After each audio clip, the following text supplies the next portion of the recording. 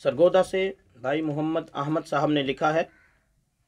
वो लिखते हैं, मुफ्ती साहब, अगर गूंगे शख्स को तलाक की ज़रूरत पड़ जाए तो वो तलाक कैसे देगा, क्योंकि ये तो बोल नहीं सकता और बाज़ औक़ात तलाक देना मजबूरी बन जाता है। तो ऐसी सूरत में शरीयत ने हमें क्या मुतबादिल दिया है। मोहम्मद अहमद।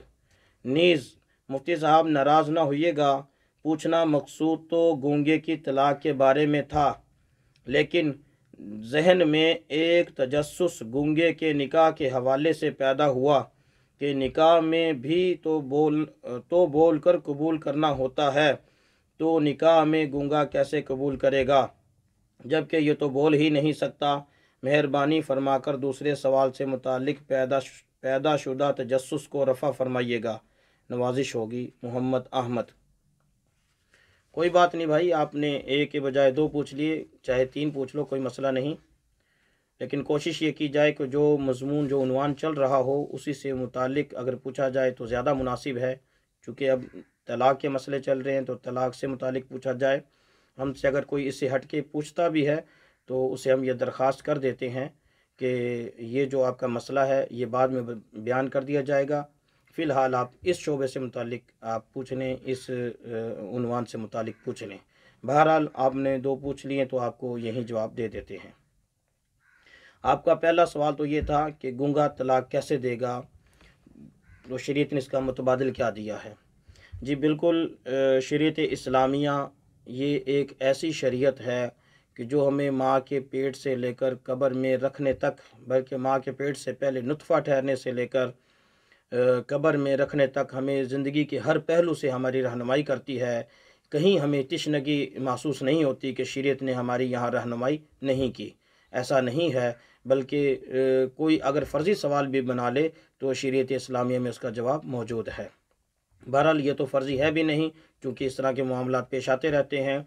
लोग जो गोयाई से मतलब महरूम होते, नहीं बोल सकते, इसमें भी अल्लाह की हिकमत होती है। अल्लाह ताला किसी को ये नेमत नहीं देते तो उनके भी चूँकि अहकामात उनके लिए भी मुरतब हैं, उन्होंने भी ज़िंदगी गुजारनी होती है और ज़िंदगी में उन्होंने भी लेन देन भी करना है, निकाह शादी भी करनी है और दीगर मामलात भी दूसरे लोगों की तरह करने हैं। बहरहाल मैं अब आपकी जवाब की तरफ मुतवज्जे होता हूँ। तो गूंगा शख्स, इस गूंगे शख्स के तलाक के हवाले से चंद शराइत हैं, पहले उनको मलहूज़ रखना ज़रूरी है। सबसे पहली शर्त ये है कि ये गूंगा पैदाइशी गूंगा हो, या अगर पैदाइशी गूंगा नहीं बाद में कोई मसला बना है तो कम अज़ कम गूंगे होने की जो हालत है उसको कम अज़ कम 1 साल गुजर गया हो।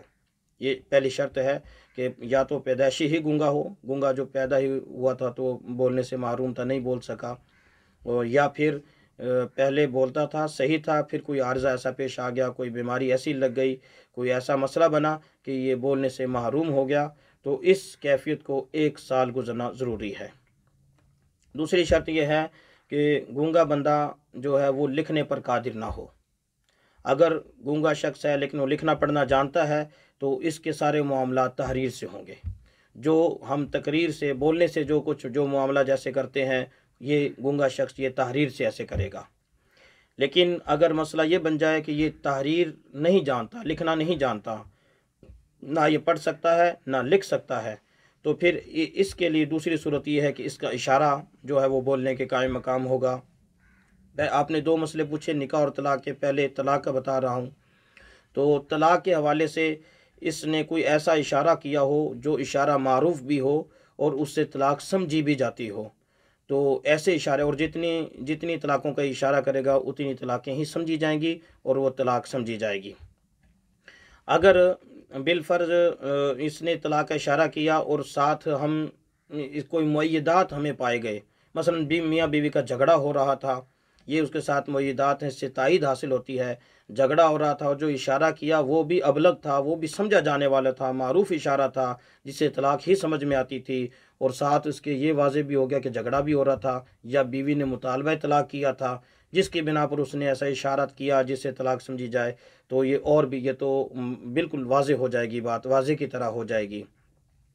और दूसरी बात ये कि उम्मीद है कि तलाक वाली बात समझ आ गई होगी। निकाह वाली भी इससे मिलती जुलती है।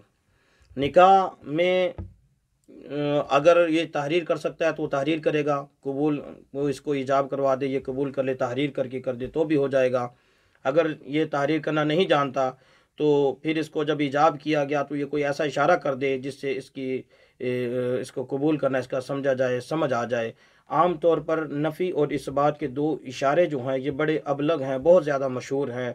मेरा ख़्याल है कि दुनिया में सभी जगह नफ़ी और इस्बात के इशारे एक जैसे हैं। जैसे कि हम नफ़ी के इशारा में सर यूँ हिलाते हैं, ये नफ़ी का इशारा समझा जाता है और सब लोग इसे नफ़ी समझते हैं।